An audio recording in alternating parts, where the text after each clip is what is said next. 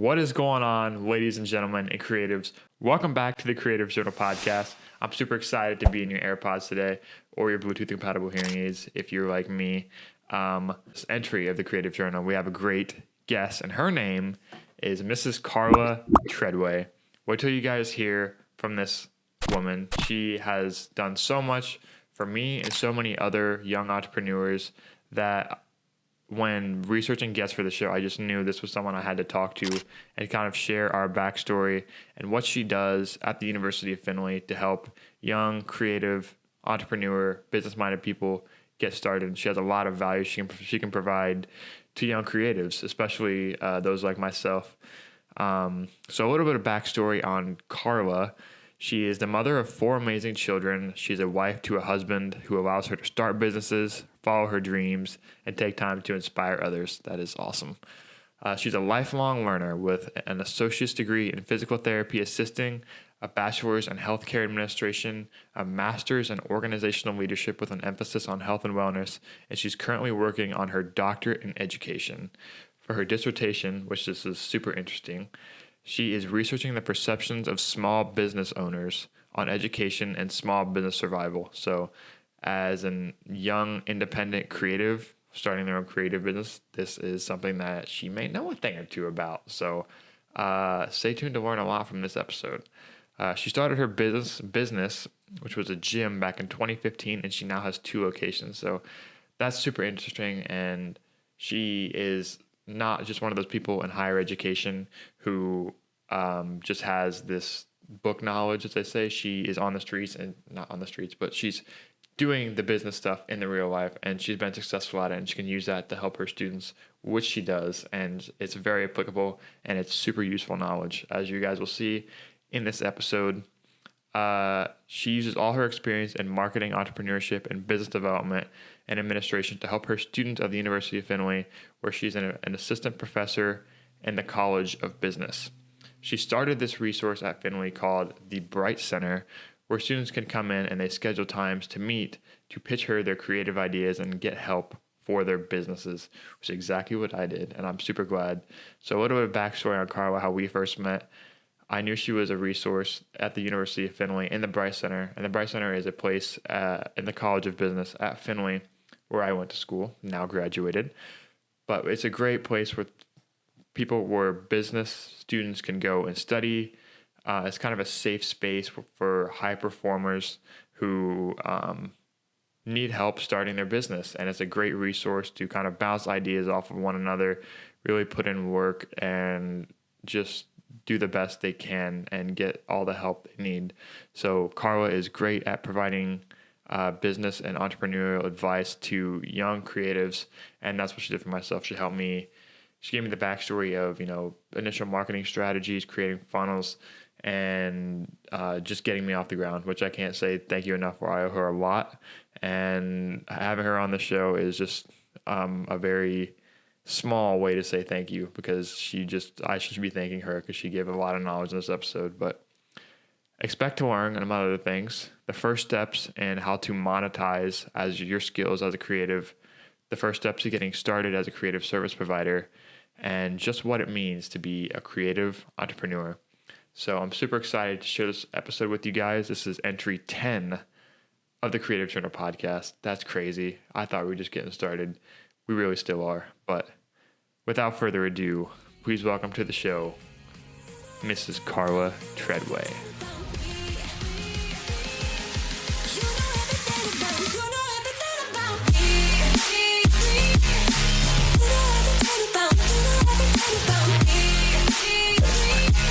Welcome to the show.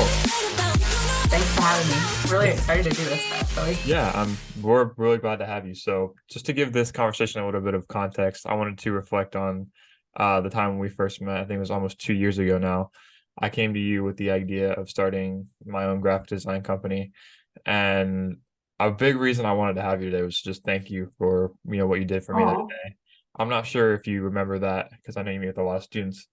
But that day you gave me the fundamentals. I still have the notes in my journal. You told me how to get an LLC, how to get an EIN, how to get everything certified and get squared away. We did kind of like a social media audit, how I was getting, top of funnel sales and really helped me take a step back and kind of look at where my leads were coming from. And it was one of the most helpful things that I've done so far. And it really showed me the value of using the resources that are on campus and, anywhere, just having that third eye and obviously someone that knows as much as you just really helps. So just to give us a little backdrop, I wanted to say thank you.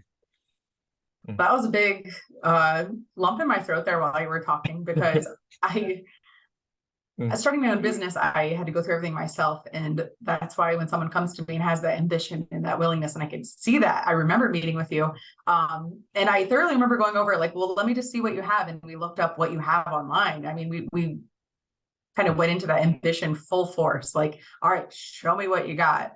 Yeah. And for you to receive all that well and then turn it into a positive is wonderful. But sometimes it takes a little bit more time than that. A lot of people have to stew on it and think about it and kind of get the gumption to want to do it. But you had that ambition, and so I'm so glad you ran with it. Well, thank you. Well, it wasn't, by no means was it a pat on the back. You're doing great. It was very constructive, and I think that's a big wake up call that I needed, just because it is just, you get beat down a lot, as I'm sure you know, and hopefully you can share with us today some of your experiences. But you feel like you're doing all these things right and you're putting all this time in.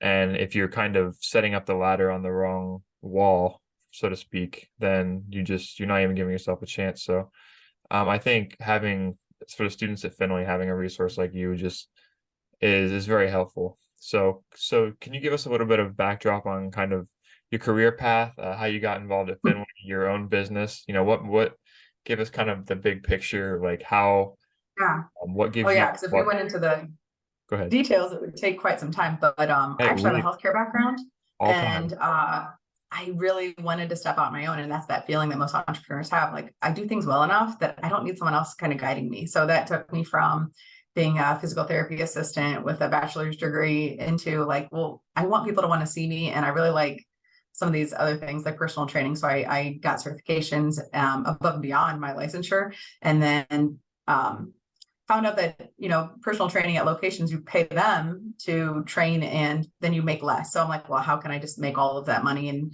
schedule when I want? And because if you're competent, if you realize you're competent, I feel like there's a turning point where you're like, I'm competent enough to do this by myself, or I have the drive, or that light turns on of, I could do this better, like the scheduling of my clients. So then I looked into, well, what does it take to start my own business? And that I wanted to affiliate with CrossFit because it has like a training certification that was, well-grounded and followed some of the PT things that I really keep as a foundation of my personal training, which is high quality.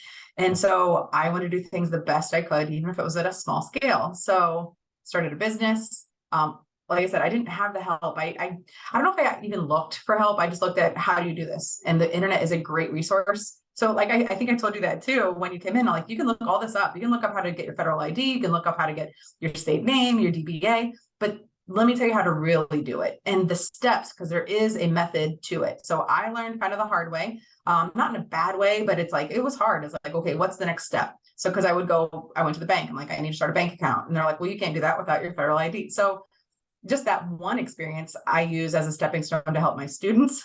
So, tying that back into, I do that on my own, all that trial and error. But I still maintain that gym that I started, was that 7, 8 years ago? I don't want to count how many years. It's been a while, 2 locations.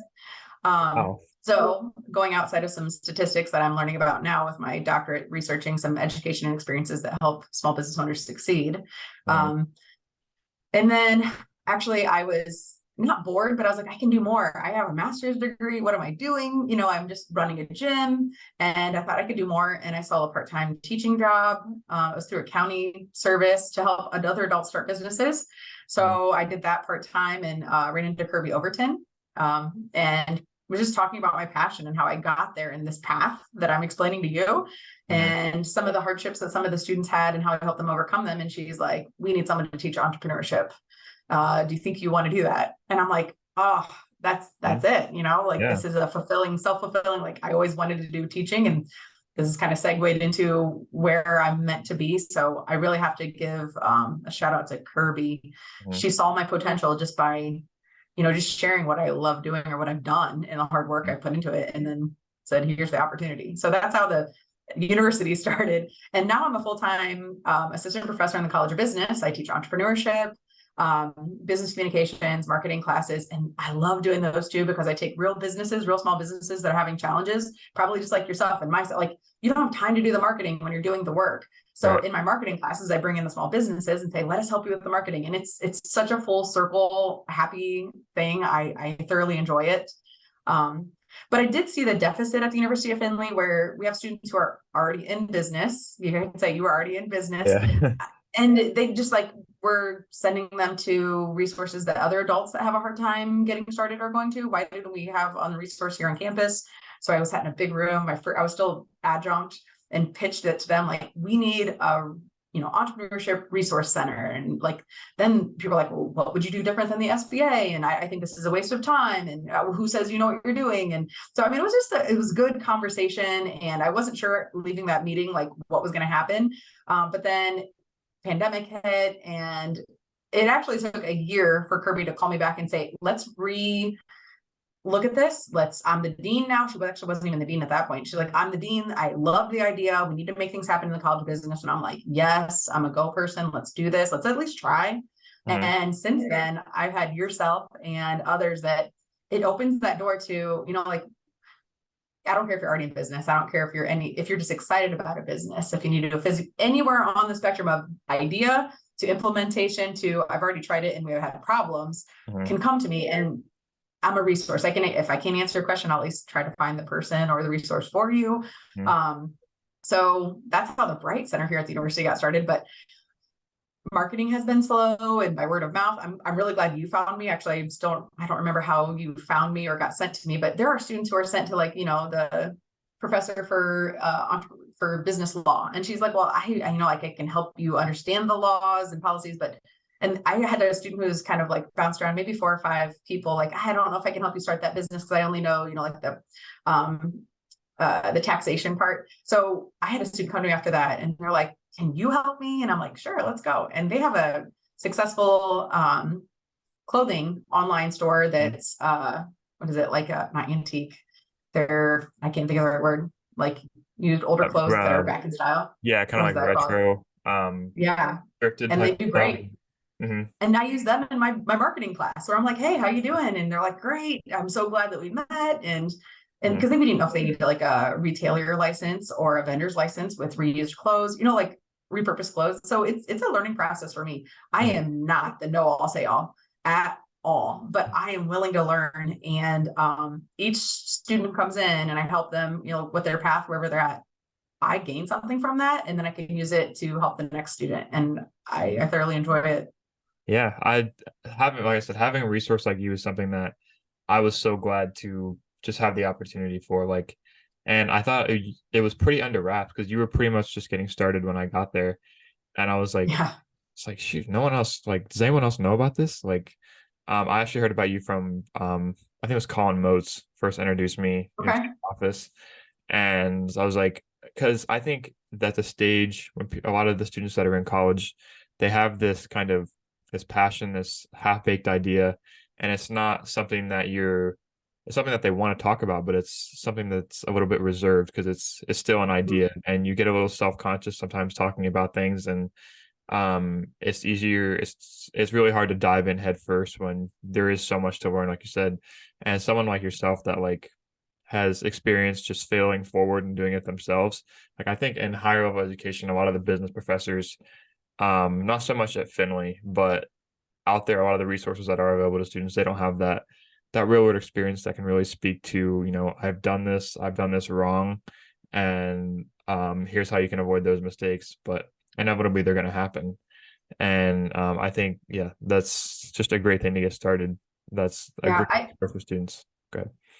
I've heard that before, though, where students get frustrated at either other universities or different colleges within the University of Findlay, where they're like, well, they're teaching this, but they've never done it. And I feel like that was why Kirby saw my benefit, like the value in Carla, she's like, we need this, boots on ground person. And that's why I say, I don't know why. I'm not that doctorate yet.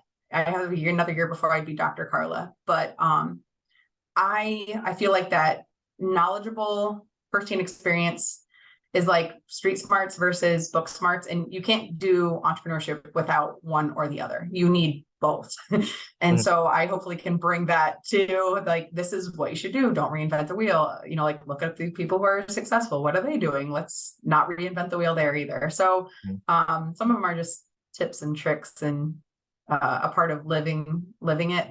Yeah. Boots on the ground for sure. Yeah, for sure. And like I said, you didn't sugarcoat anything in our meeting. Like, you were obviously very kind and polite and everything, but like I walked away with stuff that I could actionable first steps. Like, okay, I need to do this. I need to, register the name. I need to get the LLC. I need to do these step by step.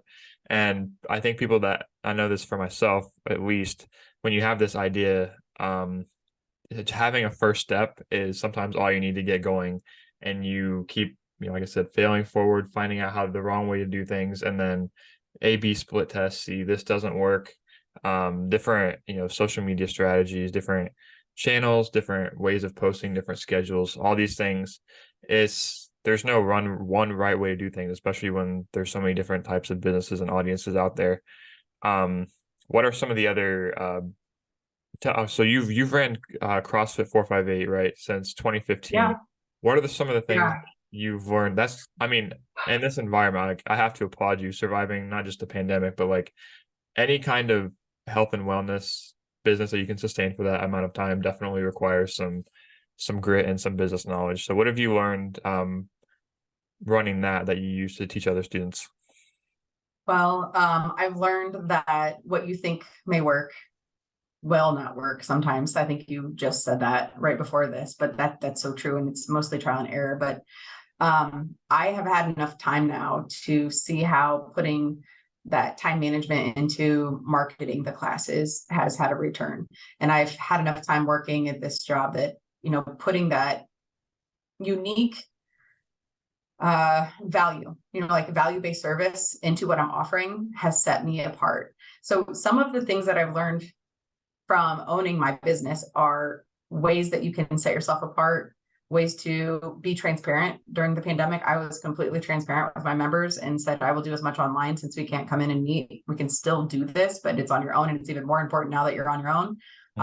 Even really, I had to brainstorm so many things during the pandemic. It's like, do you close? It was definitely a challenge, but for me, and what I teach in my entrepreneurship class here is, it takes the owner's decisions and abilities to make these like safety protocol, because you don't know. I mean, it could be pandemic, it could be I was sick, it could be it could be anything that causes your business to kind of have a hiccup or a non-productive month or months or quarter. And so I always had 2 to 3 months of overhead saved and ready. And when I say that, it's not a huge amount. My gym isn't ginormous. I'm not in a big metropolitan area. It's a smaller gym, and I do mostly personal training for, the gain of it. CrossFit really pays for itself, and the affiliate's kind of expensive. So, what I learned is if you are smart about your finances, you are transparent to your members and your clientele, whoever it is, your target market, and you have to pivot. When you can't walk in the door, well, how are you going to sell your product if it's a personal product? Well, there's the internet. So if you just stayed stagnant and waited for things to come to you, you will absolutely not thrive. And that's what I'm finding in my research as well, because I'm researching this. I'm researching and building this dissertation on, what makes a small business owner successful, because so many fail. Over 50% fail in the first 5 years. And to me, that's astronomical to have, 99% of our income in the United States made from small businesses, and yet half of them fail in the first 5 years. Like, something's wrong here. But to see the grit that it takes, the ability to time manage. I mean, if I showed you a chart of all the elements that it takes to make a business run successfully, I'm sure you're seeing it now and feeling it now that you run your own business, is you cannot let one sit stagnant too long, whether it's the hiring of coaches or the marketing or the finances or, just communicating and being personable to your members. You can be a great business person, but not be personable. I think that's one of those, you cannot let that box go empty. You have to be a personable person and be able to talk to your clientele and find out what they want, Yeah. So that's I just, sorry, not to cut you off. Sorry. No. What do you have? That's something I wanted to talk to you about as well. What kind of advice would you give to students or any young entrepreneurs who are looking to, create a network because, they're still young, building, a network that's not just relevant to their industry, but just doing something that helps others and then creating people around them that can, kind of create that mutual exchange of value. Right. So that's extremely important is the networking and looking into what an incubator or what the Brite Center can bring you is that networking mentorship. So when I see young entrepreneurs, I see the potential in them. They walk in my door like yourself, like I see your potential. And in the business world, if you walk into a busy room of business professionals or try to enter an arena, I say that like, hypothetically, an arena that you want to be in and you're not there yet, you're going to be disregarded as a student or a young person because you have less to bring to the table. Right. It's just fact. And this is where you say, like, I'm not going to sugarcoat it. You have less to bring to the table, but when that 1 or 2 or 3 business professionals see your ambition, your ability to learn, your work ethic, I think that you start coming forth and people gravitate towards you, even if you have less, like real world experience and age under your belt. Like, I don't think age is important. Really, it's not. Unless you're trying to like get a loan and need to be 18. Yeah. But like it's that ambition and that willingness. So I see students now that come into my door and they're like, well, I think I want to do this. And I think even the words you're using are received by the business professionals around you and those that may be influential in your life. And if you're not confident, like I said, if you're not ambitious, if you are not willing to, sit and be quiet during a meeting while you're just learning and maybe follow up afterwards and talk about some of those points with one of those professionals, then you're not going to have that easy entry. You're really not going to enter that arena very easily. Yeah. But yeah, it'll propel you if you can. People like sharing. Yeah. I had an experience like that recently. The agency I'm working for now, we design clothing and we do graphic design for wrestling apparel. They're the biggest outfitter of wrestling apparel across the country, and they get really busy this time of year because they're staffing up. Just to give you some context, their last 3 months of the year is 5x busier than the first 9 months. So we really try and get processes in place. I came on board 2 months ago, and we're trying to get the processes in place just to handle this much volume throughout the whole design team. There's 20 some of us. But to speak to that point, we have these creative meetings on Tuesdays where we get with a group and we're supposed to come up with and pitch a creative idea for the upcoming season, and we present it to the heads of marketing. And you have to have a foundation to your idea. It has to be fully curated, ready to go. It has to be relatable to the goal, whether it's a video ad campaign, whether it's something creative on the marketing side of things. And they gamify it a little bit. So there's cash prizes and there's incentives and stuff. And every week we've had like 7 or 8 of them so far. Every week I feel like I have the best idea. Like, I know I have so much faith in this idea. And then usually I'm the one presenting on my team. We'll get up in front of the very intimidating boardroom of the marketing professionals, and I will not articulate the creative idea I have, the belief I have in the idea to what I think it can be. So what are some practical tips you can give for someone that struggles kind of with the portrayal of their value? Like, if you have this business that you've put so much into and you have this thing that you're passionate about, that you've done all this work into, how can you portray that to others and not just sound convincing, but portray that sense of value that it has? Oh, so you're speaking to my heart. I have a similar challenge. Not with the gym. I feel like that came easy. And then here at the university, when I'm in front of my superiors, and like I said, I don't have my doctorates yet. So I know I have that feeling that I'm getting looked down on, or I'm not as good yet. So taking a step back, and actually I've been doing some leadership training with myself, with the help of Dr. Grant here. He taught a leadership class for my doctorate degree, and I said, I need this. I would love to have Dr. Grant on the show. So you'd leave a recommendation. Dr. Grant is fantastic. He's going to be the chair of my dissertation committee. Is he really? He just said that yesterday. Nice. Yeah. So we're going to hold him to that. Congrats. But Yeah. I know I have that challenge, and the nervous I get, the more I cut people off. Even things like that, I really have to work on it. Yeah. But when I get in front of my peers and I have something that I know, I have the clear set in my mind, even if I have notes in front of me, I just can't get it out as clear, and it doesn't sound as polished and as thorough as what I know I can give. Yeah. And so just recently thinking about, putting it on a pedestal. So just think about this. Like if you ask a kindergartner what he's going to do today, and they'll just be like, I'm going to go eat ice cream. And they're fun to listen to. They are hilarious. And you want to ask them that question. But when you ask someone else that maybe is intimidated by you, or someone who, isn't a good speaker or have the soft skills, they're like, well, and like that data processing in your brain just kind of like goes out the door. Yeah. Even if I had someone ask me, like the president of the United States, someone came to me and said, what are you doing today? I'd be like, have probably an appointment at 1:30. And then, because you don't know their intentions, almost like you don't know their intentions or how they're going to take it. Mm-hmm. Kindergartners do not think of that. And I'm not saying to speak like a kindergartner, but that mindset of we're always feeling like we're judged or we're not good enough, or we have to say it in a certain way to be received.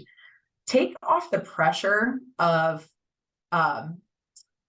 not the importance, it's still important, but the pressure of how you're saying it. So let's use the example of when I spoke to Kirby about, I was just passionate about helping other people start businesses and how I had that challenge and passionate about what I did. She's like, girl, you just aced an interview and you didn't even know it. And that is the mindset that I need to return to when I'm speaking to my peers, those that are above me, or I do a lot of public speaking and my heart starts beating out of my chest. And I know they're there just to see me succeed.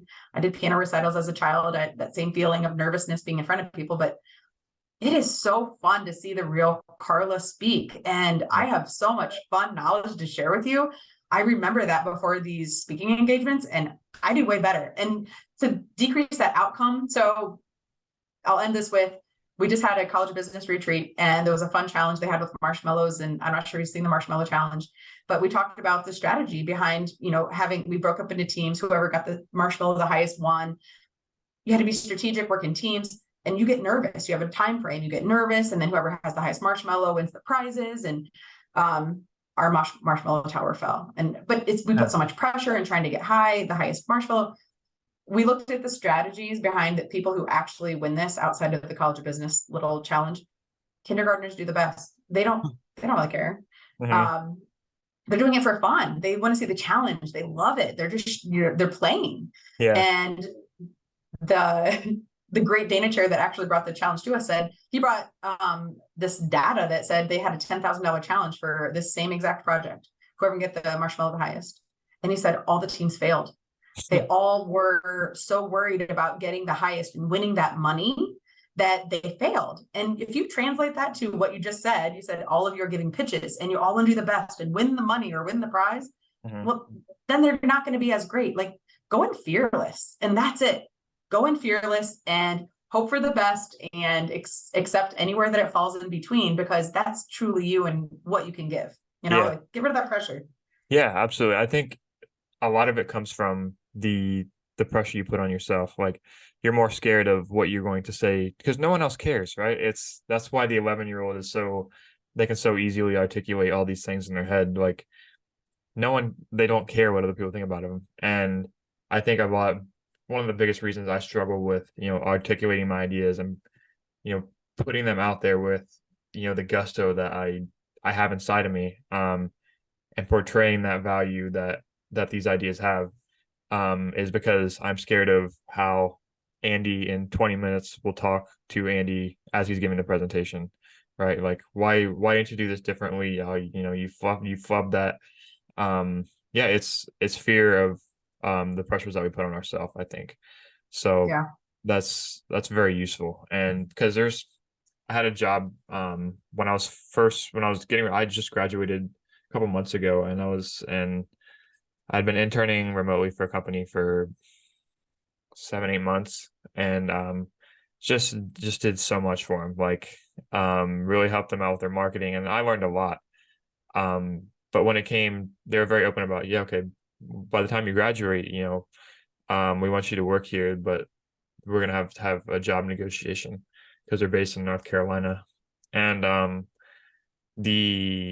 I built it up so much in my head, and I couldn't accurate. And when it came to the negotiations, I feel like, I'm not accurately portraying my value. And that was a tough internal dialogue, because you put in all this work behind it, and you build up that pressure, and you don't, when you get to that, that tipping point, and you feel like you don't, portray your value in the way that you feel you deserve, you kind of let yourself down a little bit. So I think you're right. Going in with, the gusto and the confidence, and, the fearlessness, is something really actionable that I think I can use going forward. So thank you for that. Good. You gotta think of this too. So anytime you negotiate with income, that is anxiety building, I think, for anyone, because that's your livelihood. But let's think about it as like the challenge I had $100 membership when I first started, and the number of people who I heard say, well, that's astronomical, that's crazy. And then I started to validate why, like I'm a trained professional, and I actually can do physical therapy with people, and so, the level of what I was doing, and the great equipment. And like I said, it was small scale, but it was immaculate. Like we had online training systems where I could deliver it online. Yeah. And They that's started rare to for a see the CrossFit. value. Yeah. And that's not even that much for a CrossFit gym. Like, I've seen CrossFit Right. gyms that are almost $200 a month. Like, I can't even imagine. But I mean, and they don't have anything else. They have, they have the 4-day classes. They don't have any licensed people on staff. They don't have the virtual. All they have is, the check-in Wi-Fi that you do all yourself. But yeah, that's portraying your values. It's a lot easier to do, I think, when you actually have, the knocks to back it up like you do. So, Yeah. But if you lower that price too low, then people are like, well, it's not that good, like a car, like, right. like you expect it to be higher quality, you expect it to be nice. And when you set the price and people don't understand the quality, so that's why if you negotiated, like for that example that you gave, like if you negotiate, that's scary anyways, because you don't want to have them to say, oh, that's too much, sorry, bye.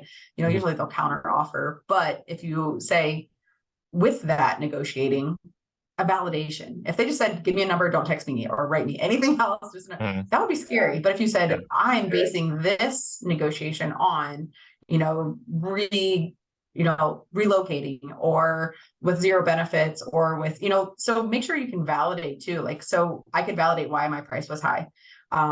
If you can't, then you shouldn't just set a price that's low or negotiate low because you're not sure. So make sure it's like business. It's absolutely a business essential is knowing your worth and knowing when to change the price. My price has gone down actually, because the members I've had for a long time, I said, well, I paid off my gear, and I'm very transparent about that, which is not the best business practice, but that's my business.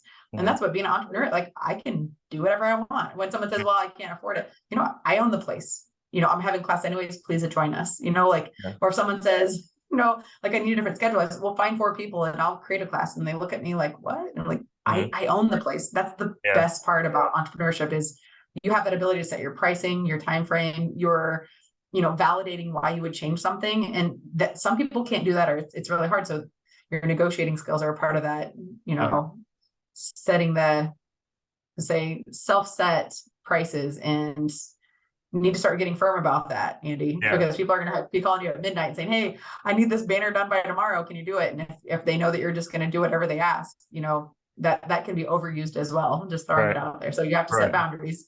But yeah, absolutely. It's kind of, to your point, it's kind of framing the context of what you offer before you elaborate on what it's worth. Right.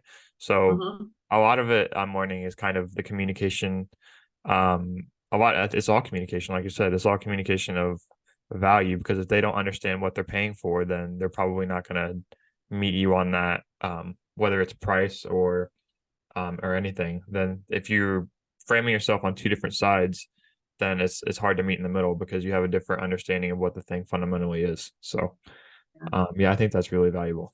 So, but communicating with your clients and knowing what they want first, like maybe they just want a cheap banner that they can throw away when they're done, like, so being an entrepreneur, you can say, well, my price is usually this, but after hearing you say that you wanted something that is, not the quality that I'm usually making, I can do something quickly for this price. So you can always negotiate that in there too, where it's not the quality, but this brings into point that competitive analysis. If you brought up my competitors, which was awesome, because $100 isn't that much for CrossFit. So if I actually just showed them, without even showing them my qualities and extra value based services, like what I have that's qualified and above and beyond others. It's like, let's just compare to so go to another one and it's $140 and they charge you a yearly membership fee, so, you can just do that competitive analysis in your head too, or in like speaking with them, they could do their competitive analysis, but you have to have that value-based service, communication with them, whether it's online, in person, or be able to validate your cost for sure. Yeah, absolutely.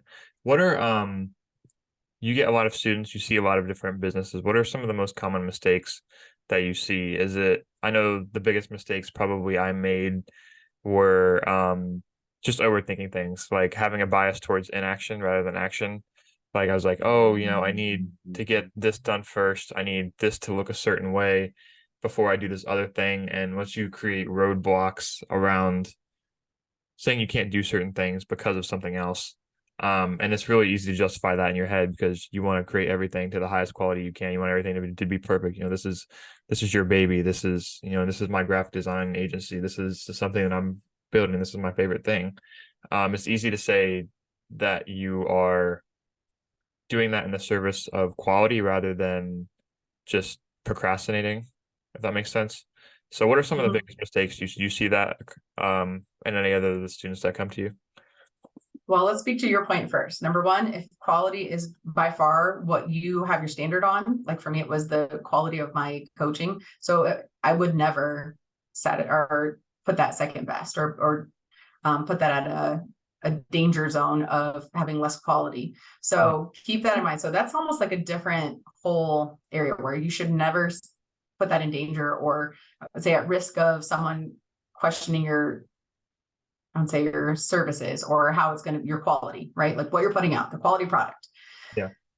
So if that's important to you, and one thing you put on the top of your website, like the best quality, so keep that there, but you also have to do the time management. So that was like the time management piece tied in there. So still keep quality, but time management. So, all right. So the biggest thing that I feel like I coach people on from this standpoint is the lack of understanding in how all those steps go in order, like what comes first, you can't start a bank account, or this is when these costs go here. I think that's always an eye opener for the students, but the errors I see are not researching I'm just going to say the competitive analysis. Like, what is that market like? What is this product sold for other locations? Like, how many people are selling this? When I ask them questions like that and they cannot answer, that to me is not a red flag, but an error. So when someone asked me when I started my business, so what is, why are you doing CrossFit? I knew why I was doing it because of the quality. I knew where I was doing it because it was not a location within 120 miles. I knew, like how I had the steps, like this is where I'm going to buy my stuff. This is how I'm going to finance it. I had done almost like, you could probably ask me any question about when I was going to start my gym, about either CrossFit itself or how I was going to do the process. And the only thing I was confused on was, how do I get to put this into action? Right. So I had done I know where my competitors are. I know their rates. I visited their locations. I know how they do programming. I knew everything about it before I immersed myself and said, I'm going to do this. So tying this to my doctorate's research on why businesses fail, people feel it's either going to make them a lot of money. They have an assumption about it. It's going to make me a lot of money, or this one's going to be easy, or this is one that everybody wants, or I can't find this, so I'm going to sell it. But it's like, but did you do the research and find out if it's sold anywhere, or if anybody wants it, or if it's really going to make you money with that much overhead, or why you're doing it? And that is like one of the main reasons people fail. You lose interest. You actually are, if you're not invested in it, you're going to fail because maybe you can speak to this as well, but like you're thinking about it constantly. You're thinking about how to make it better, like where you're going to do this, what's on your to-do list, on your free time, like how can I get ahead, or what's on that to-do list that I could get a little bit farther ahead, or what new service can I add? Those should be things that are constantly going through your brain, not, I wonder who else is selling this. I wonder if this is for sale, another price, another location. And so though, if you don't have set in stone or a work in progress, that research component from a entrepreneurship, like you get passionate about what you're going to do. That's what entrepreneurship is, right? You're so passionate. I want to sell this widget. I want to do this service. But it's like, you have to open your mind to, okay, so does everybody want it? And what's the normal cost? Like that research component, if it's missing, I think when students come to me, that's the biggest piece where I'm at. I know there's lots of places that, like if you go to the bank, they probably have another, like they didn't do their 12-month forecast, like if you go to, the lawyers, like, well, they didn't think about their policies. But from here, in a very unbiased, like position, I feel that it's the lack of understanding or not the full immersion of, this is going to be your entire life. If you start this business and you want it to be your income, you should know it front, back, side to side, inside to out, if it falls down, right? Yeah. And so that part's missing. Very few students have come to me and said, I've done this. And so you did. You're like, I already have a website. I've already done this for years. I have the is it a dad in student athletics? Yeah. Like I remember that. Like yeah. So it's like you were fully immersed. And so that's why when I said you come in ready, I'm going to tell you how it is and how to do it. But you didn't have that error. And how are you doing, right? Like, has it shown, fruitful? I mean, I have a job now, so I make money doing it, which is nice. But yeah, it's a lot of it's, like I said, failing forward. It's, I started, helping, my father's, accomplices, like reaching out to these schools and saying, here's what I've done at Graham. Here's how I can help. And I got 2 jobs doing that and gathering testimonials from all the people I've worked with, all the people that I've surrounded with the projects, taking the time to meet with them in person, just pays leaps and bounds, because anyone can read an email and see, graphics and images, and they can't connect it to a person makes a world of difference. But I think the biggest thing I was found first was getting over that hump of making the personal connections in person. And that's a big reason, why I started this show, and was to connect with professionals and creatives that have some of these ideas. So reached out to those coaches. I ended up kind of doing not a 360 shift, but more of a pivot in kind of the services I offer. So before, if you remember, I was meeting with you more about building, the social media, creating, the top of funnel. And a lot of it was just wanting to work with athletic teams and doing, transient projects like sports graphics, something that's very kind of one time, see it on social media, wash your hands, that's in the trash now.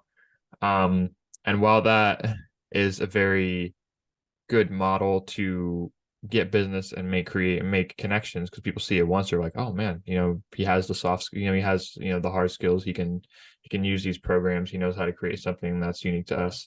I ended up shifting that more, using that when I started to do more long-term branding projects. So with the schools that, my father worked with, I did short-term graphics for them for a couple. I made a couple samples for them, sent them their way.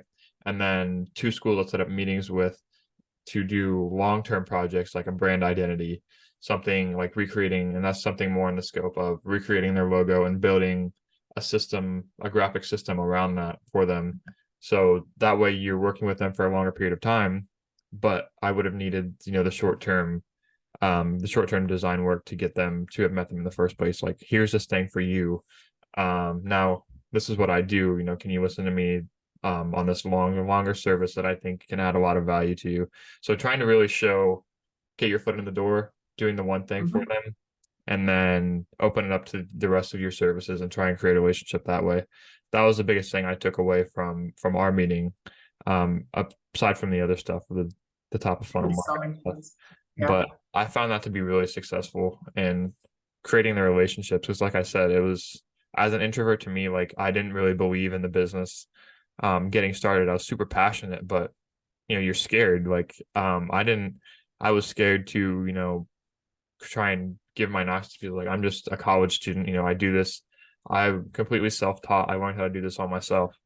But getting your foot in the door with a kind of a low stakes project, like a one-time graphic, whether it's graphic design, social media, and then piquing their interest. Like, there was so many that was a lot of the outreach, what fell on deaf ears. And I think that was a good tester to kind of see what schools are really interested in making a relationship with you and really kind of value the stuff that you're giving them. And then having that kind of litmus test was a good way to kind of see if there's someone that you want to move forward with and then continue to work with in the future. So I still have those connections, and that was really valuable for sure. That's kind of how I took that was a practical application I took from that knowledge. But I think for designers and people who offer creative services, shifting to more of a long-term approach, and building those relationships is the biggest thing I've learned so far.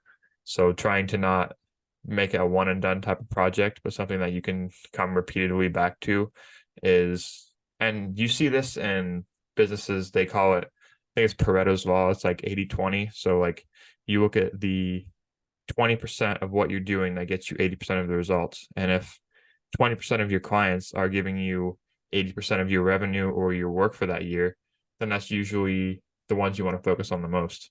So that's been really valuable for me. Have you seen anything kind of like that manifest in your business?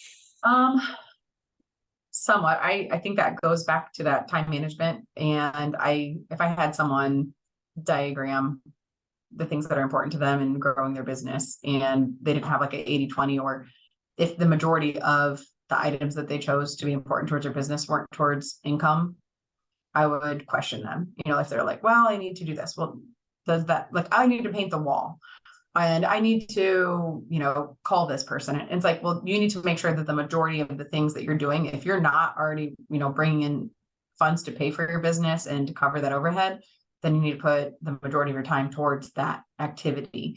And even more than how much time you're spent making sure that you're having the money making activities at the forefront are those personal connections.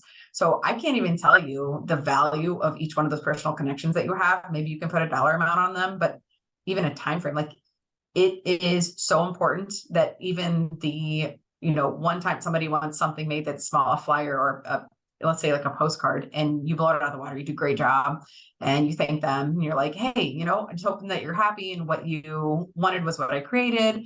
And your business was really important to me.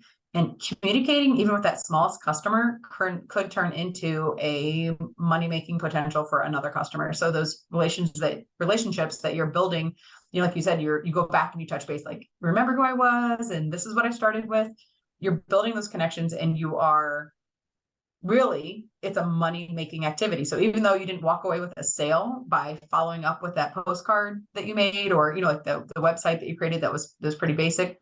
That relationship and how you treated it might end up making you the most money that you've ever had, because down the line, they're going to think of you first. They're going to refer you to others. They're going to call you when they need their next project. And so it's really hard for me to say, like, well, 20% of those 20% that my paycheck came from this week are the only ones that I'm really going to focus on this week, and the other ones get a response. I don't promote that as much as the activities. The activities are those personal connections. I don't care who it is. If it's, they got money in their hand, or they're the, CEO that you think they got, it could be someone that you unintentionally treated the nicest ever, because you were just having that moment where you're like, hey, how you doing? Oh, I see you dropped something. Let me help you pick it up.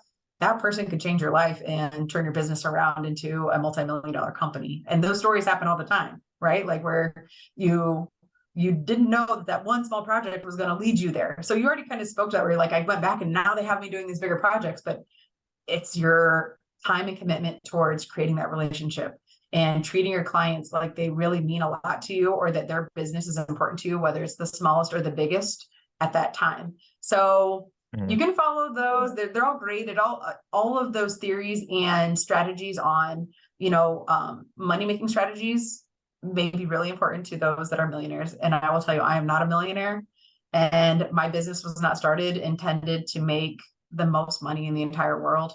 Not at all. My business was started because I knew I could do it at a level that I wanted, and was self-fulfilling as far as like making me feel happy, doing personal training and teaching classes, and I could be home at nights with my kids.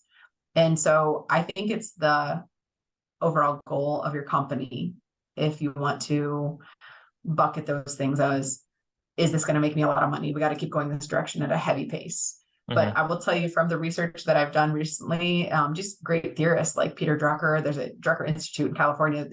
He goes back to the personal relationships. It's your customer. It is who you are as a person. Are you humble? Are you able to communicate with people that will actually pay you in dividends? And if you're looking at the overall dollars as, this is how successful my business is, then that's a certain type of person. And I will tell you, I'm not that person. I would ask you, Andy, like, does this company make you happy? Are you so proud of what you're doing? Do you want to keep doing this? Is it something you can, be safe and provide a livelihood for yourself? Like that is important. That's a component of it, but it's not the first question I would ask you is like, oh, you racking in the money and making all the money. And that's not, as a small business owner or entrepreneur, if that's your first, like, I would say goal and what you're highlighting, then I would say, look at the big picture, make it a component.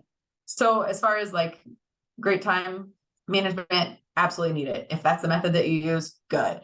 If it's putting different aspects of what's important to your business, like how many do we name? Marketing, soft skills, hard skills, making sure that you're doing some kind of financial analysis and that you're registered with the government, like all of these things. If it's a part of it, that's great. I do want you to make money, but really it's, are you happy and do you like doing this? And don't fail at the business because you lost hope. I want you to sell your business someday, like do a great job and then someone wants to take it over instead of like, I lost my gusto or I didn't feel it. Someone told me I wasn't doing a good job, so I lost interest. Like it's for you. That's what entrepreneurship is. It's for you. Yeah, absolutely. I had Jeremy Slagle on the show last week, and he's a design studio based in Columbus, and since 2009, he's been able to take on freelance projects and make a very successful living out of doing it. Like, he's done all the design for Cedarville, Tiffin, Capital, designed their logos, done all this graphic work for them, and he says money isn't a thing to him. Like obviously it's a thing to him, but he focuses on, he says, to love people through your work and how you serve them, and the money will come, no question. So if you focus on how you can provide value to others and then make that your your top of line priority, then as much restraint as it may take, then the money will follow. And I think you certainly do that through your contributions with Findlay and running your own business. So I want to really thank you for being here today. Thanks for having me. Yeah, absolutely. Where can people go if they want to connect with you and learn more about what you do? Perfect question for that, Andy. I'm going to reach over here and get a business card. So I don't know if it's easier for me to like flash this. Yeah, go ahead. Backwards. We can share my information, but Carla Treadway, Carla with the C, Treadway, Treadway, at findlay.edu. I can help any students, any alumni, with any of those business ventures. And then outside of that, like not to put a personal plug, but I help I work for Putnam County and I taught business classes, and I still help other adults that aren't involved with Findlay.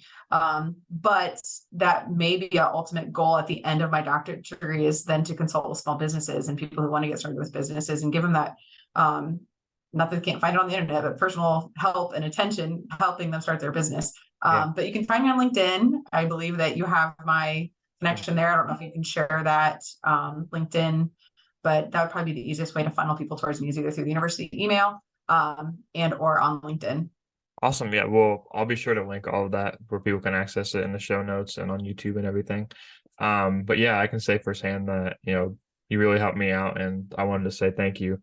And I would love to have you back on sometime to do a round two. I have a lot of questions I didn't get to, and but great. I can't thank you enough for your time, and thank you for everything. For sure. Circle back when you got time. I will make time for you. Awesome. I appreciate it, Carla. All right.